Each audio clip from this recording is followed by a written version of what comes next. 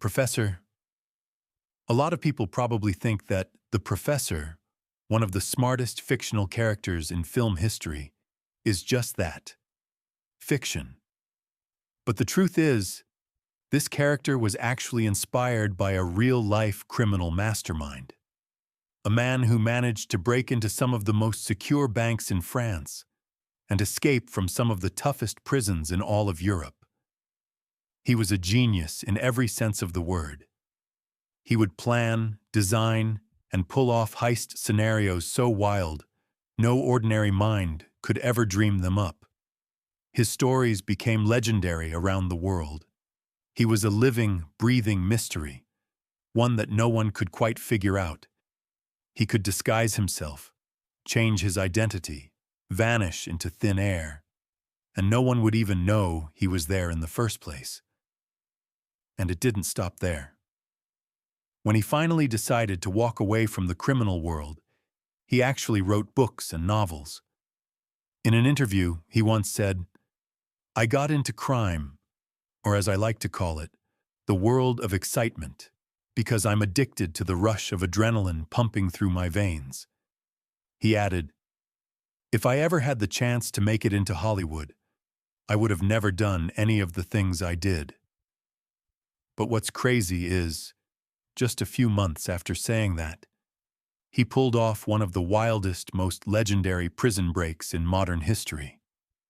An escape that looked like something straight out of a Hollywood blockbuster. Today, we're taking you on a wild ride through theft, high-speed chases, prison escapes, disguises, and mind-blowing plans like you've never heard before. The craziest part? Everything this man did. You can find a version of it in some Hollywood movie. It's like he was watching those films with a notebook and pen in hand, taking notes, then bringing each scene to life, turning it into real crime, real money, and turning himself into a living legend. That's how he became one of the most dangerous and bizarre criminals in all of Europe. And how did it all start? Well, one day, a journalist asked him, "Why did you rob and steal and do all those things?" And he calmly replied, "For the thrill, for the adrenaline rush." The journalist followed up, "Do you have any idea how much money you've stolen over the years?" He smiled and said, "No idea. I never counted. Me and my crew, we weren't really in it for the money. We were in it for the fun. That's all." Now, of course, you can take that with a grain of salt. Maybe he was exaggerating, but honestly, that one quote pretty much sums up everything we're about to tell you in this story. We're talking about a man who was straight up insane in the most fascinating way. His stories defied logic, and no one really knew what his end goal was with any of the heists he pulled off. So let's not waste any more time. Let's dive into the first big job he ever pulled, and from there, we'll start to unravel the true identity of this criminal mastermind. How he started, what shaped him, and why every heist he pulled off felt more like a theater production than a real crime. In 1990, in the city of Bonn, France, a gang of 28 people stormed a branch of the well-known exchange company Crédit du Nord. The whole thing played out like a scene from a high-stakes action movie. The gang surrounded the building from every direction and carried out a flawlessly coordinated heist. But here's what's really shocking. It wasn't about stealing millions. The total haul? Just 28,000 francs. And the weirdest part? There were exactly 28 people in the gang, and each one took home 1,000 francs. That's it. It wasn't a coincidence. It was planned that way. Every detail was agreed on ahead of time. The entire operation, every bit of the planning, the execution, the risk, was just practice. Yep, a live-action drill in the real world. It wasn't about the money. It was about gaining experience, testing their plans in an actual crime scene. And if you think you've heard this story before, think again. What you're about to hear next has never been told, except to those with access to French criminal case files, or anyone who's read the book written by Redwan himself. That book didn't get much attention, but it's packed with never-before-revealed details. Most of the gang behind that operation were from the Fayed family, and the leader of that group? A young guy named Redwan Fayed. He was just 18 years old at the time, the youngest in the whole crew. But he was the smartest, the slickest, and the mastermind behind everything that would come next. Redwan came from a massive family, 13 siblings in total, 8 brothers, 3 sisters. All of his brothers were older than him, except for one who was just a year younger. That younger brother? He was Redwan's right hand, his secret weapon in every heist. And soon, you'll find out why. Now, except for the oldest brother, all the Fayed boys, along with their cousins, aunts' kids, uncles' kids, you name it, they made up the core of this gang. Later, 4 close friends from outside the family joined in too. So in other words, it was like the entire family tree had a branch in this criminal network. But here's the craziest part. To this day, there's zero legal proof that Redwan's relatives were ever involved, not a shred of evidence. When police questioned them, they all walked free. They were smart enough to leave no trail behind. Redwan's journey started at just 14 years old. Back then, his crimes were small time, petty thefts with barely any payoff. But even then, he was bringing his family in on it. According to him, the family was 16 people deep at the time, and the only person who knew what he was up to was his mother. She tried hard to stop him, but she was powerless. The family was desperate, especially after their father abandoned them, returned to Algeria, and left them with nothing in the French city of Creil. But here's the twist. Even though Redwan was stealing and giving money to help his family, that wasn't really why he did it. His real motivation was to recreate what he saw in the movies. You see, he worked at a video rental store back then. He'd watch every new movie the second it dropped, and he memorized every scene. Then he'd bring those scenes to life in the real world. And believe it or not, he didn't take that job for the paycheck. He only took it so he could watch movies for free. He was obsessed with cinema. His biggest dream was to become a Hollywood actor. He'd mimic the action heroes, run like them, train like them, practicing gunfights, fight scenes, prison breaks. He lived inside every movie, imagining himself as the lead, while the audience cheered him on. But the movie that hit him the hardest, the one that became his holy book, was The Godfather. He believed that one day his family would be like that family, just as powerful, just as loyal. And with that belief, with that dream burning in his chest, the Fayed gang was born, a family that specialized in theft more than anything else. According to Redwan, he handpicked his team with extreme care. They trained in all kinds of combat and tactics, and every single member had a specialty. 3 were trained in breaking locks, 3 in picking them, 4 were experts in armed robbery, 4 were trained in infiltration, 4 mastered disguise and stealth, and the last 4? They had business skills. Negotiation, sales, logistics. Redwan divided them into specialized units. Each team had its mission, and they followed one strict rule. Whatever gets stolen during the day gets split among everyone at night. In other words, if someone stole a wallet or snatched something on their own, they didn't keep it. They brought it to the group's meeting point, and it got shared with everyone, no exceptions. If one guy's solo work brought in something good, everybody shared the reward. And if it brought heat or trouble, everyone took the blame and stood together. But maybe the most unbelievable part?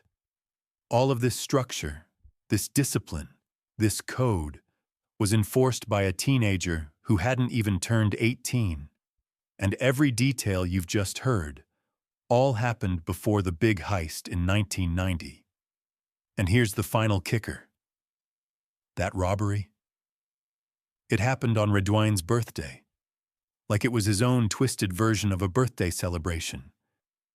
The plan was crystal clear in Redwan's mind. This whole operation? It wasn't about the money.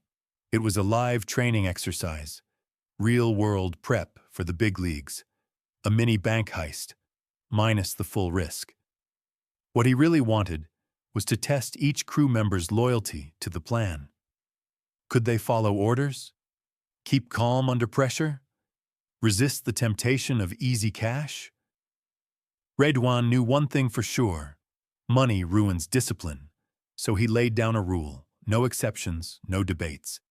Each person gets exactly 1,000 francs, not a cent more, period. The French police had no idea what to make of it. Everything about this robbery felt wrong. No busted cameras, no violence, no resistance. The guns were plastic. The moves, coordinated, and their exit, it looked more like a scene from a stage play than a real getaway. The press started calling it the polite robbery. And French law enforcement? They didn't think this was the work of teenage punks. They believed it had to be a well-trained, organized crime ring. But the truth was even crazier than fiction. Redwan Faïd, just 18 at the time, had read the French security scene like an open book. He knew that pulling off a major heist right away would land him at the top of every wanted list in the country. So instead, he slipped in through the back door. Small step, low risk, carefully calculated. But with a long-term goal, something much, much bigger. And just like he planned, the whole crew vanished after the job. They didn't meet up for 2 whole days. Everyone took different routes. No calls, no contact, no mistakes. When they finally regrouped, there was no celebration about the cash. That didn't matter. What they celebrated was a tactical win. Because what went down wasn't just a robbery. It was a real-life lesson in how to hit, escape, and disappear like ghosts. Redwan, raised on a diet of Hollywood films, wasn't just copying the characters he saw on screen. He was building a character of his own. He wasn't trying to be like the criminals in the movies. He was creating a whole new legend. Redwan Faïd, the criminal mastermind who'd soon flip France upside down. From that moment on, the group stopped being a scattered bunch of young men. They became a tight, disciplined unit under the command of a leader who knew exactly what he wanted. And once the practice job was complete, Redwan made a decision. It was time to level up. The next job? No more warm-ups? This one would be real. But before he could pull off the big hit, there was one more thing he needed to do. Something bolder, something riskier. A full-on armored truck robbery. It would be their first real armed heist. Every second of it felt straight out of a movie, from tailing the truck, to the exact moment of the ambush, to the flawless getaway plan. And just like that, Redwan Faïd entered phase 2 of his criminal evolution. No longer just a teenage thief, he was now a name that started popping up in newspapers and a target under the sharp eye of the French government. They had no idea yet. They were dealing with a man who would shake the entire foundation of their security system. Redwan didn't set that 1,000 franc limit just to test their discipline. He had a deeper reason. He wanted to drill one lesson into their heads. It's not about the money. It's about the plan. The whole thing was a realistic simulation. A fake big league heist without the real risk. Every move Redwan made was calculated with military-level precision, like he was planning a covert op, not a robbery. But the real brilliance? It showed up after the job was done. Once everyone left the currency exchange, none of them went to the hideout. Instead, each guy went to a location he'd picked ahead of time and told no one. Redwan had ordered complete radio silence for 2 days. No calls, no meetings, not even a signal. This wasn't just about executing a robbery. It was about mastering the art of the exit, the art of disappearing. And that's when Redwan's next clever move kicked in. He'd told them all, if one of us gets caught, we all go down. But here's the twist. That only applied during the heist. Afterward, everyone was on their own, free to disappear like they never existed. Why? To scatter the cops. If the police came looking, they'd find themselves chasing 28 separate trails. No one carried more than a small, untraceable amount of cash. Nothing solid to pin on them. And even if one of them did get caught, there was a good chance he'd walk. Lack of evidence. And if he didn't, no big deal. The rest of the crew would pool money from the haul and post his bail. That's where Redwan's genius really shines. Not just in the plan, but in the cold logic behind it. There were no emotions here, only strategy. Every member of the family was a gear in a machine where one glitch could bring it all down. Even though Redwan told everyone not to reveal their hideouts, fate had other plans. 3 members accidentally ended up in the same spot. But that coincidence revealed something powerful. If 3 out of 28 independently chose the exact same hideout, that meant their thinking was aligned. Their training, their instincts, their risk assessment, it all matched. That level of synchronicity doesn't happen by accident. That's not just a crew. That's a unit. And they never called themselves a gang. They called themselves the family. They had a code, a kind of honor system. Rule number 1, no firearms between members. They could argue, even fight it out with sticks if it came to that. But pulling a gun?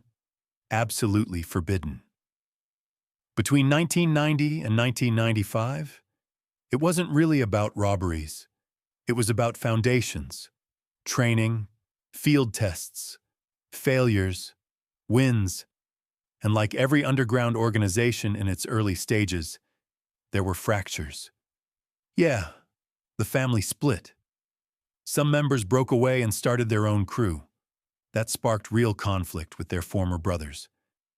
Fistfights happened, stick battles, but never bullets. Because in this family, even enemies didn't cross that sacred line. But Redwan, he didn't give up.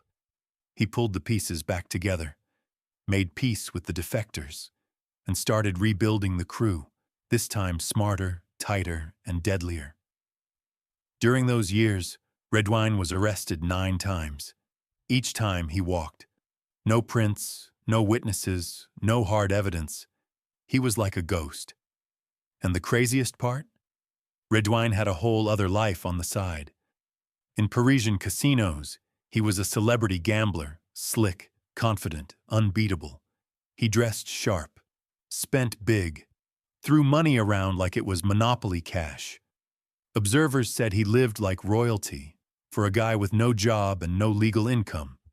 That's when his name landed on the radar of BRB, France's ultra-secret anti-robbery unit. They only get involved in the weirdest, toughest cases, and they knew. This guy wasn't your average street crook, but they couldn't touch him. Every time they got close, he slipped through their fingers like liquid mercury. And what really raised suspicions was his younger brother, Faisal. Faisal got busted during one of the crew's smaller jobs. He idolized Redwan, tried to copy him. But unlike his brother's cold logic, Faisal had a touch of madness, a growing ego. He started to see himself not just as Redwan's right-hand man, but maybe something even bigger. And that was the beginning of a new kind of danger. Redwan was always saying, "We've tried every kind of robbery. Now it's time to try breaking out of prison." If he ever got caught, his brother could just come up with a solid plan and pull him out like it was no big deal. But man, luck wasn't always on their side.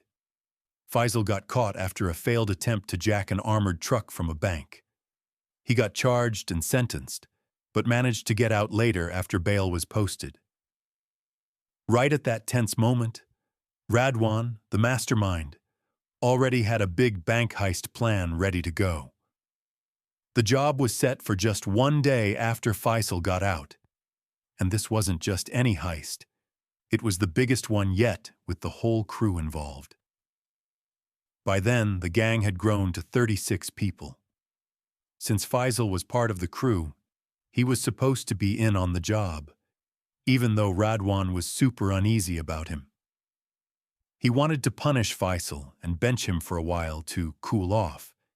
But he also believed in the gang's #1 rule: we're all one hand, through thick and thin. So Faisal joined in, whether Redwan liked it or not. Then the big day came, September 12, 1995. Target, BNPP Bank in the city of Créteil. The plan kicked off with a bold move.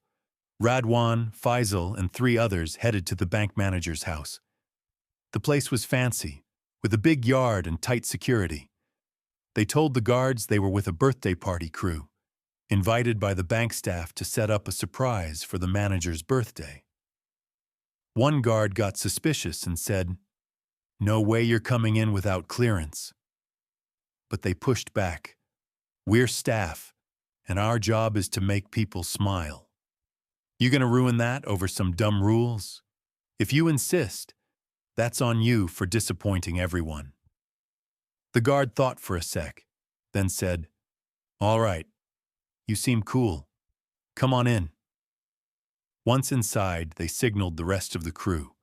There were 18 total, to get ready. Everyone was dressed up in costumes. Redwan was Santa Claus, 7 guys were the 7 dwarfs, 3 clowns, 1 deer, and the rest in all kinds of outfits. Before going in, they asked the guard to help round up the family, saying it was to get everyone together for the surprise. They even asked where everyone was, so they'd all be in one place during the show. The family was totally into it, and everything went as planned.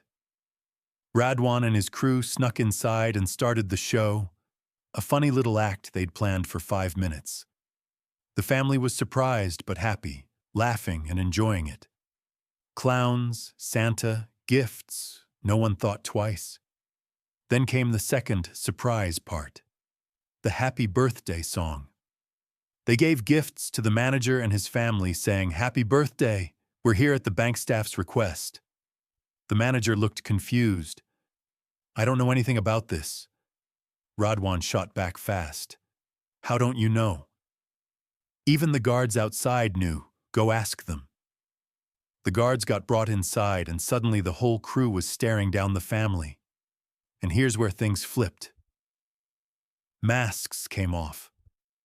The fun crew turned into an armed gang. In seconds, everyone was tied up and on the floor. The good vibes vanished, replaced by total panic. The costume crew started threatening and applying pressure. They told the manager his life and his family's lives depended on handing over the vault codes and all the security passwords. Terrified for his loved ones, the manager spilled everything. They now had every detail needed to crack the vault. After that, they locked everyone up in one room and kept them there until the next morning, the day set for the big heist. That's when the second team showed up, 10 guys strong. They had all the tools and info needed to pull off one of the slickest, boldest bank robberies the city had ever seen. The crew rolled up to the bank in a big, locked-up van, packing real heat. But what really caught people's eyes were the masks. Not just any masks, but faces of famous French politicians like Jacques Chirac, François Mitterrand, and some others. The weirdest? One dude was rocking a mask that looked exactly like Redwan Faid's own face. Yeah, Redwan himself designed that mask, like a signature move, making sure his name got etched in history. Or maybe just to throw a big old middle finger to the cops. And get this, the guy wearing Redwan's face mask? It was Redwan himself. Picture this. One day he's Santa Claus at the bank manager's house, putting on a dazzling show, and the very next day, he's storming the bank wearing his own face like a mask, leading a full-on armed robbery. When folks later asked him why he did 2 gigs back-to-back, he just smirked and said, "Hard to deny myself the fun, especially when it's my own plan." As soon as they got inside, the team shut down the security cams and headed straight for the vault. Thanks to all the info they squeezed out of the bank manager the night before, cracking that vault was smooth as butter. They grabbed everything. No alarms, no chases, nobody breathing down their necks. Meanwhile, Redwan was ordering his crew to clear out the manager's house in shifts, keeping it low-key to avoid any suspicious eyes. Now here's the crazy part. As the crew was leaving the manager's place, the manager's kids started crying, begging the robbers not to leave. During the whole show, the surprises kept coming. Laughs, gifts, and a vibe that made the kids think they were at a party, not held hostage by a gang. While the vault emptied out, the manager's family was having a surreal good time, totally unforgettable moments. The plan went off flawlessly, and Redwan pulled off a genius move. Not just robbing the cash, but messing everyone's heads up. As for Faisal Faid, he'd only been out of jail a day before the heist. The cops didn't even blink at him. No suspicions, no questioning. His name didn't come up anywhere. The whole thing just slipped by like it never happened. Then Redwan disappeared for a while, laying low, no crime, no noise, until 1997 when he jumped back in. But this time, things got real. July 3rd, 1997, Redwan, his brother, and 3 cousins rolled out in a locked-up car, backed by a second car with 5 gang members. The target? An armored truck moving cash between Crépy and Villepinte. The chase was on. Broad daylight shootout with the cops. In the end, they scored big. Over 400,000 euros, a huge haul back then. Redwan dubbed it Operation Hockey, since they were wearing hockey player masks. But then, things went sideways. Redwan got shot in the shoulder. The bullet missed a major artery near his collarbone by just millimeters. The bleeding was so bad, he thought he was a goner. Later, he said, "At that moment, I saw my soul leaving my body. I was on the edge of death, but something kept pulling me back, over and over. I don't know what it was, but in my book, I wrote maybe it was my love for the game, or my old dream of breaking out of prison." That injury changed everything.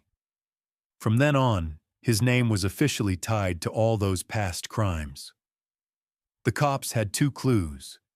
Someone in the armored truck crew got shot in the shoulder, and Redwan had the same injury. No genius detective needed to connect those dots. But they didn't catch him right away. They waited for one slip-up, one direct piece of evidence. Finally, they nabbed him at the airport, just as he was about to jet off on a tourist trip to Switzerland. During the interrogation, it was the first time they pinned anything on him for real. He got sentenced to 19 years, But Redwan didn't serve all of it. He spent just 10 years behind bars, from 1999 to June 2009. Was he paroled? Nah. Let me tell you, those 10 years? Redwan wasn't just any prisoner. He spent all his time sketching out the greatest prison break plan ever. But no matter how hard he tried, it never happened. The prison was airtight, no cracks to slip through. But somehow, that wasn't the end of the story. One of the funniest things Redwan ever said in an interview was, "Any movie I watch, I can pull off in real life. Robbery, murder, kidnapping, even war. Except one type of movie, prison break movies." Why'd he make that exception? Well, first, because those prison break scenes don't show what it's really like inside the prison. Second, because the prison in the movie is totally different from the prison he was locked up in. He said, "That's a script, and my prison was a whole other script." You can't just copy a script when the setting's completely different. In the 10 years I spent inside, I studied every little detail. One thing I was sure of, no matter how long it took, I'd get out. Even if I had to break out just one day before my 19-year sentence was up. So how did he actually get out? Because of his perfect behavior. Redwan was respectful to everyone. A great writer and author, he wrote novels and books, published tons of articles, all about theft, the thief's mindset, and understanding criminals. He even challenged Michael Mann, the director of the famous movie Heat. "Sure, I borrowed some heists from your film, but if we had a race in Hollywood, I'd beat you." The whole of France knew him as the Brain. He released a novel called The Thief, and in just 3 months made around €2.5 million from it. Redwan was on weekly TV interviews, talking about his famous repentance and his now iconic line, "My demons died." He wrote a lot, became famous for explaining the mind of a thief and a criminal, and spoke deeply about repentance and reform. Imagine that. Redwan actually turned good. Even his whole gang got jobs and blended back into society. That's the story the media sold. But it was all a cover. While he was being interviewed, Redwan wasn't just writing books and articles. He was drawing up new heist plans. Not just in France, but abroad too. On May 20th, 2010, a year after those TV interviews announcing his repentance, Redwan and his crew pulled off 3 major robberies. They split into 3 groups, each with a specific mission. We won't get into the other robberies. We're focused on Redwan's. This one happened in Fleury-sur-Marne, a small, quiet town where murders or robberies almost never happen. But this heist? It was wild. A violent chase, multiple shootouts, explosions, and then a second chase. In the end, a 26-year-old female cop was killed. Redwan and his crew got away with a stolen car during the chaos. After that, investigators were confused by Redwan's apparent repentance, his openness in interviews, and the sincerity of his words. But all the evidence and suspicions pointed to Redwan as the real mastermind. What's weird? There wasn't any clear proof against him. In fact, he had evidence showing he was in another city when the crime happened. He kept doing TV interviews and selling his books, which were hugely popular. So how could they pin it on him? The investigators were blunt. This is Redwan, the real criminal.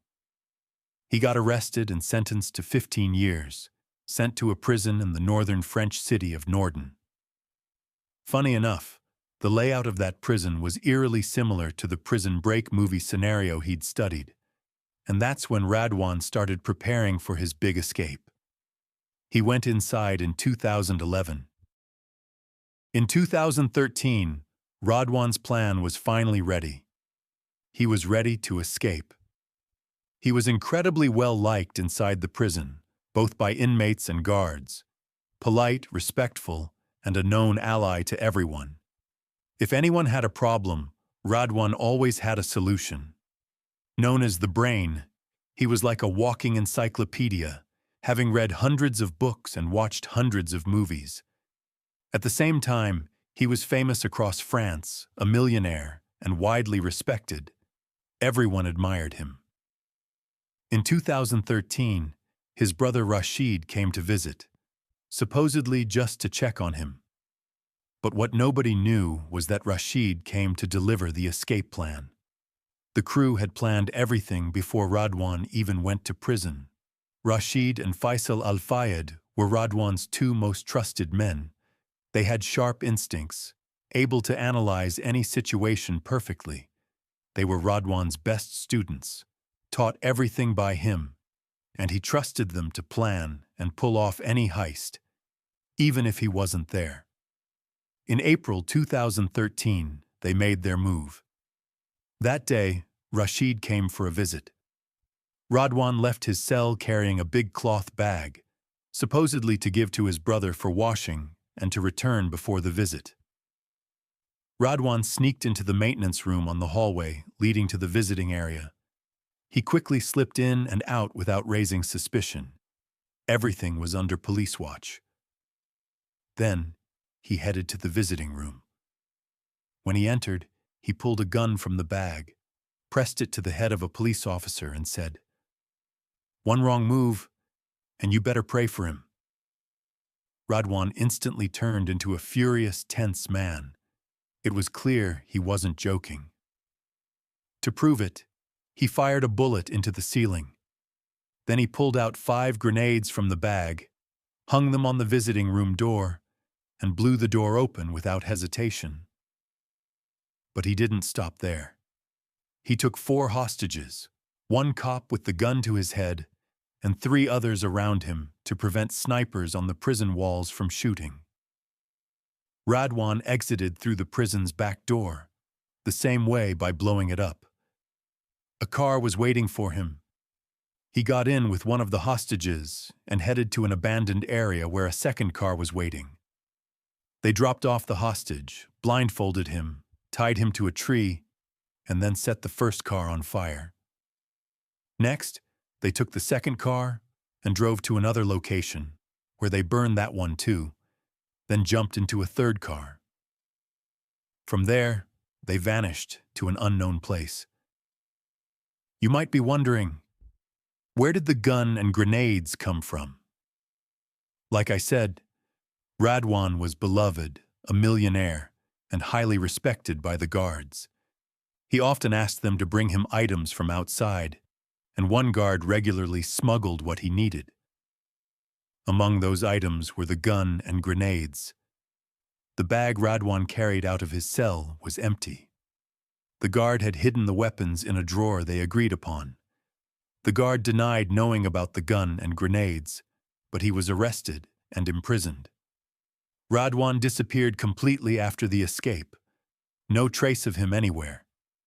But the robberies never stopped. They were small scale, according to him, just a way to prove he was still alive. Redwan was a millionaire, but he stole not for money. He stole to feed his passion. Passion, my friends, is not an ordinary thing. During this time, his face was everywhere, and he was planning to leave France. He intended to pull off a heist in Switzerland, a personal challenge to break the myth of Swiss security. But a French hotel owner near the border tipped off the police about a strange man staying at his hotel. He said the man barely left his room, and when he did, he looked tired. When police checked the photos, they saw a man with a thick beard, long hair, and glasses, but it looked a lot like Redwan. It was Redwan, but in disguise. They caught him and sentenced him to solitary confinement, transferred him to the isolation prison in the city of Eledo. This prison was like a fortress. tougher than any other. No visits allowed, completely cut off from the outside world. The only opening was a tiny slot under the cell door for food. No human contact whatsoever.